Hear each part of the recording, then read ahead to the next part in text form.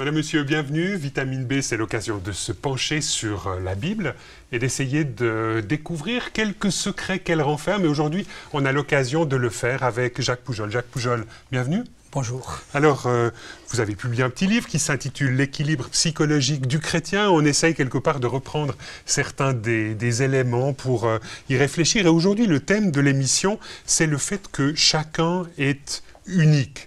Alors, est-ce qu'on intègre facilement cette dimension-là, en tant que chrétien, de se dire « je suis unique » ? Je crois que ce n'est pas naturel. Je crois qu'il faut travailler un petit peu ça, de comprendre qu'on est unique.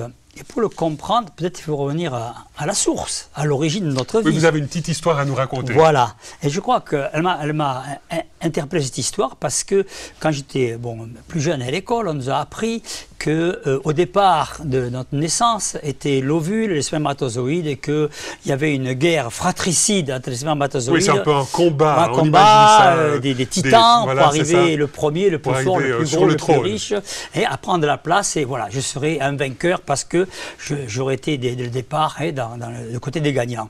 Bon, sauf que ça, c'était une projection peut-être culturelle, mais pas un fait scientifique. On s'est rendu compte, il y a quelques années quand même maintenant, que ça ne se passait pas tout à fait comme cela, le début de la vie.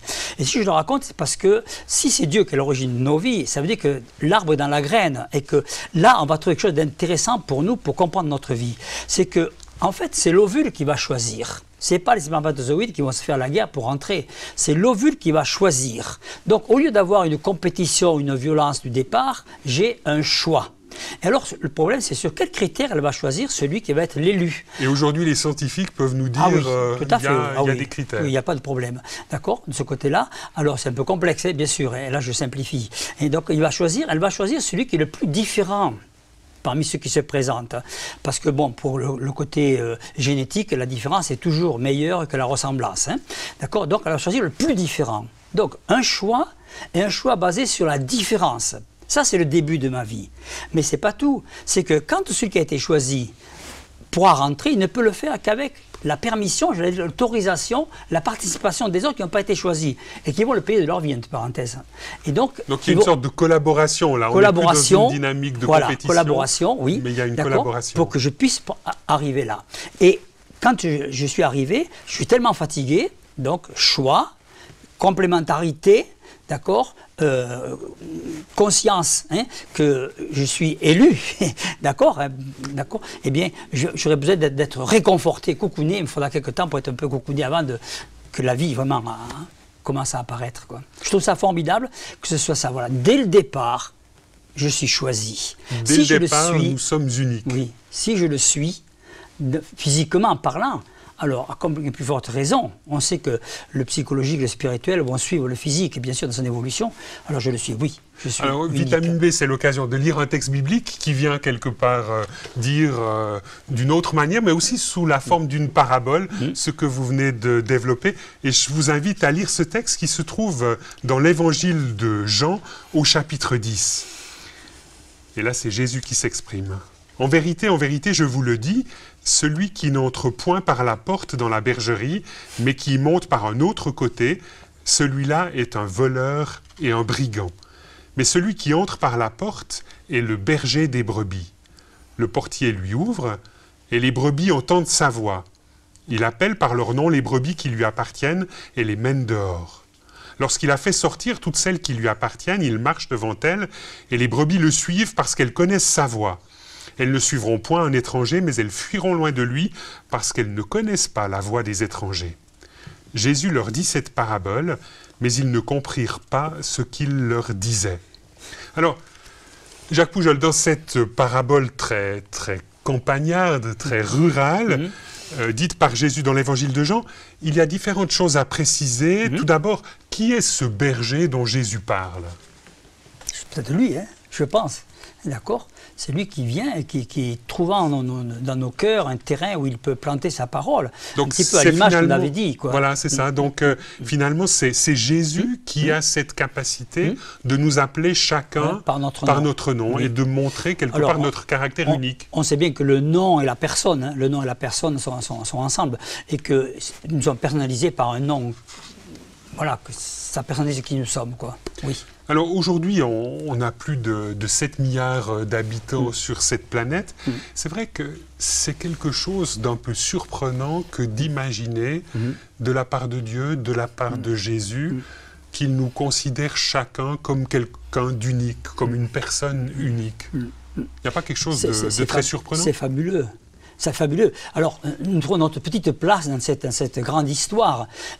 Alors, moi je crois qu'il faut élargir un peu la caméra ici.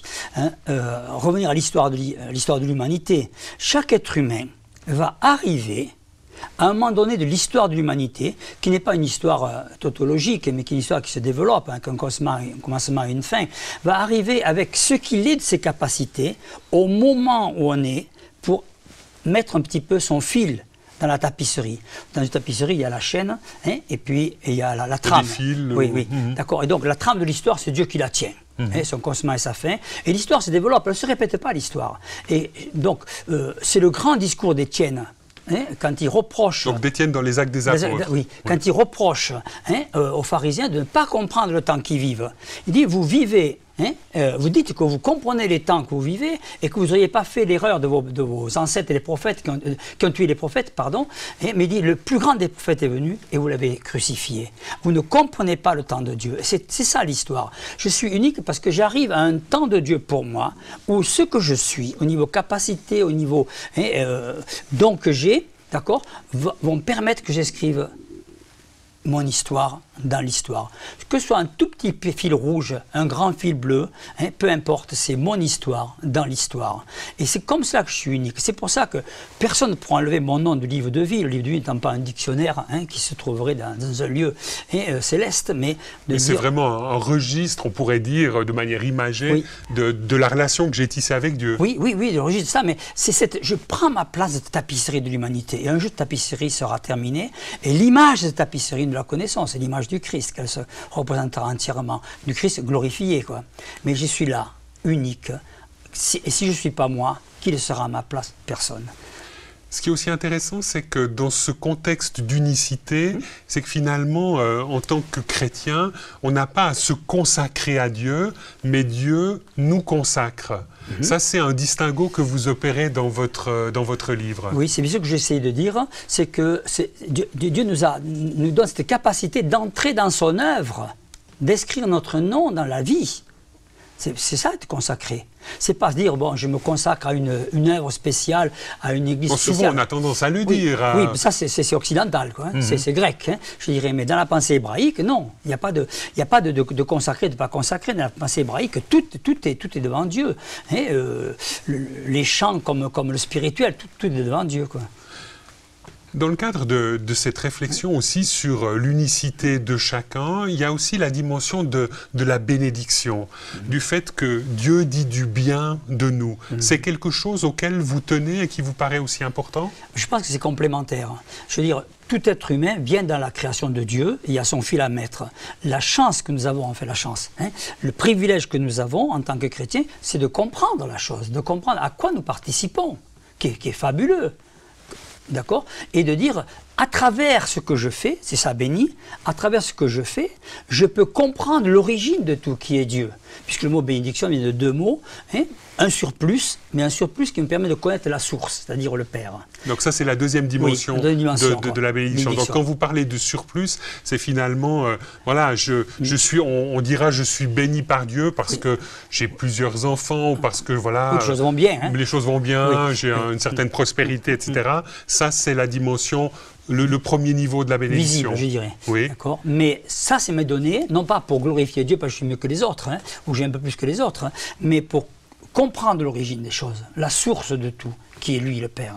Donc là, dans la racine du mot bénédiction, du mot barak, il y a aussi ce renvoi à la source et à ce mystère de la vie que vous invitez à découvrir et finalement dont il faut aussi prendre conscience. Oui.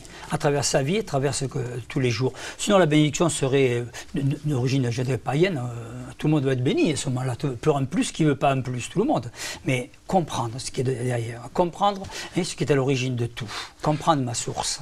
Dans votre pratique de psychothérapeute, d'accompagnant ou de formateur en matière psychologique, vous avez l'impression que les gens que vous rencontrez découvrent facilement le fait qu'ils sont uniques? Non, il faut que... je dirais par... une prise de conscience de plusieurs choses, comme un cocktail, je dirais. D'abord, c'est de comprendre que l'histoire a un sens, que dans cette histoire, moi, j'ai une place, ma place, unique, indispensable, mais qui est là, hein, qui apparaît comme il faut. C'est de comprendre que si j'ai une place, alors c'est que j'ai des dons particuliers, j'ai des capacités que d'autres ont semblables, mais pas le même tout à fait. Et de comprendre que je veux m'épanouir dans la mesure où je prends conscience de ma place et que je peux exercer, vivre ce que je suis vraiment, quoi. Ça, oui, c'est une révélation, je dirais, intérieure, et que tout cela me permet de participer à la connaissance de Dieu, à l'expression de Dieu dans le monde. Concrètement, est-ce que vous avez à l'esprit le témoignage de quelqu'un ou un parcours de vie où cette prise de conscience a généré quelque chose de neuf ou de surprenant? Ah ben, moi, je pourrais parler de moi, oui, que je connais bien un peu quand même. Hein. C'est-à-dire que le jour où j'ai compris... Et votre unicité, oui, ça a changé quelque chose? Oui. Qu'est-ce que ça a changé? J'ai compris que tu ne t'occupes pas de choses trop élevées pour toi. C'est David, Dieu dit ça à David. Tu ne t'occupes pas de choses trop élevées pour toi. Et David, qui était ce petit berger, cet homme rejeté au départ et tout cela, Dieu lui dit, c'est moi qui t'ai placé là, c'est moi qui veux que tu sois roi. Et chacun d'entre nous, je crois que c'est ce qu'on doit entendre. Nous, ce que j'ai entendu, je dirais intérieurement, tu es à ta place. Tu es à ta place. Parce que tout le problème de la vie, psychologique, spirituelle, c'est un problème de place. C'est pour ça que Jésus nous dit, je vais vous préparer une place. Et tout sur la terre, nous devons trouver cette place. Préparer cette place, construire cette place, être à notre place. Et là, aujourd'hui, beaucoup de non-croyants, mais aussi de chrétiens, ont de la peine à prendre conscience qu'ils sont uniques et qu'ils ont, comme vous le dites, un rôle important à jouer dans cette grande fresque, dans cette grande toile que Dieu est en train de créer. Oui, parce que je pense qu'on propose trop de copies. À copier d'autres, des grands ou des moins grands, peu importe. Oui, vous parlez régulièrement dans votre livre de Billy Graham. En tout cas, à l'époque, c'était l'époque. Voilà, c'était la figure de proue. Tout le monde voulait être Billy Graham, annoncer l'évangile à Jésus, à la planète, l'évangile de Jésus. Un rabbin disait ça, si je ne suis pas moi, Dieu ne me demandera pas si j'étais Moïse, il me demandera si je ne suis pas moi. Qui peut l'être à ma place? Jacques Poujol, merci beaucoup de ce parcours autour de l'unicité de chacun. Madame, Monsieur, nous espérons que cette émission vous aura intéressé. Elle reprend un chapitre de ce livre, L'équilibre psychologique du chrétien, un livre qui est paru aux éditions Empreinte Temps Présent. Au revoir et à bientôt.